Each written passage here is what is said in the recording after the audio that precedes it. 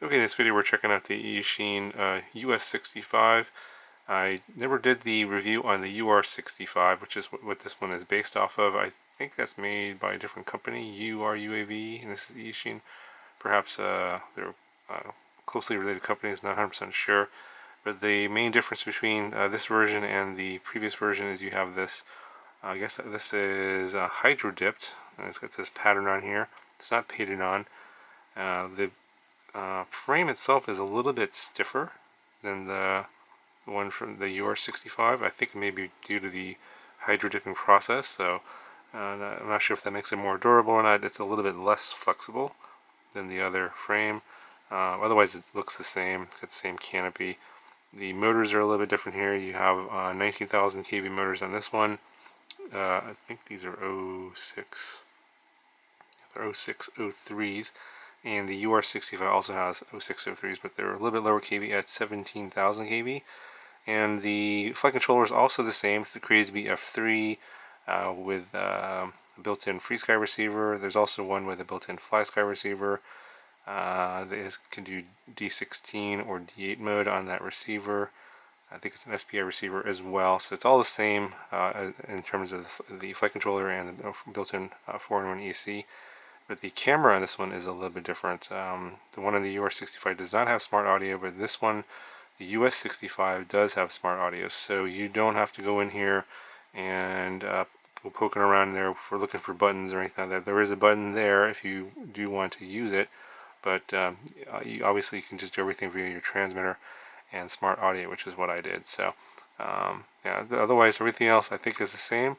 Obviously it's just an improved version. You have these different country colored frames here and canopies. So this is obviously the US version. There's a UK version that's already built. It comes like this. But if you want to get a frame canopy for your particular country, I believe there's a whole bunch of options available. I'll put links to those in the description if you're looking for something specific.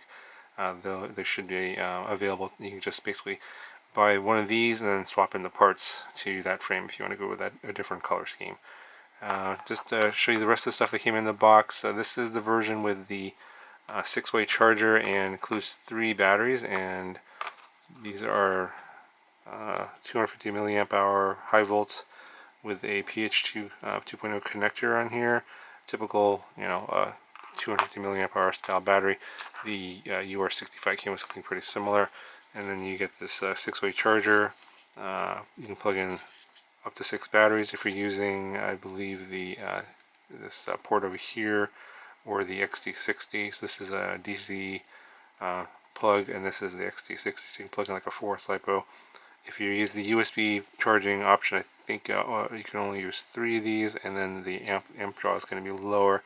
You can adjust the amp draw here via these switches, or also go from regular LiPo to high volts with the switch over here. So pretty convenient charger if you buy more of these batteries and you want to do a lot of flights. You can have some batteries on charge while you're flying around on the other batteries. So here's some more accessories that come with. You get some spare props, screwdriver, and prop removal tool, and you get some rubber bands and some extra screws. And you want to make sure that you tighten down your screws here. I did notice that a couple were a little on the loose side. And then another thing you want to check is right where the motor bell is rubbing against where the motor wire comes out. You want to check that that's freely moving.